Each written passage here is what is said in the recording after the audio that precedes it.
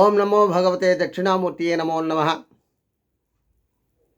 గురువు పరంపరకు పెద్దలకు నమస్కరిస్తూ వేమన శతకంలోని కొన్ని విషయాలను తెలుసుకుందాం.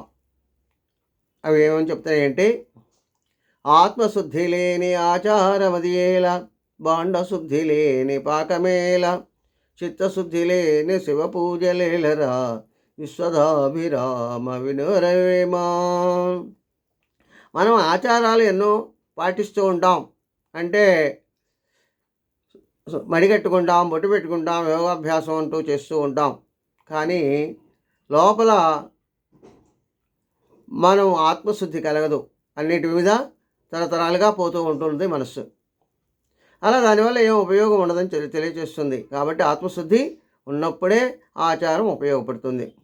అదేవిధంగా బాండశుద్ధి లేక పాకమేలా అంటే, పాత్ర శుద్ధి చేయకుండా మనం దాంట్లో వంట చేస్తే అది తినడానికి ఎలా పనికిరాదు, అలాగే చిత్తశుద్ధి లేని శివ పూజలు ఉపయోగపడవు. దేనికంటే పూజ చేసేవానికి చిత్తం అంటే తన ఆలోచన ఎప్పుడూ కూడా ఆ భగవంతుని మీదనే ఉండాలి.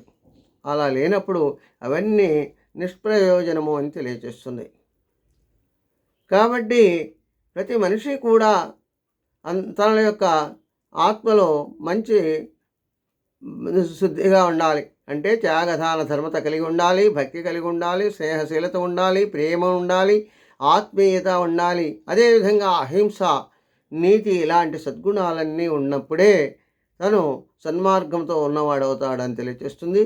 స్వస్తి సర్వే జనా సుఖినో భవంతు. ఓం శాంతి శాంతి శాంతి.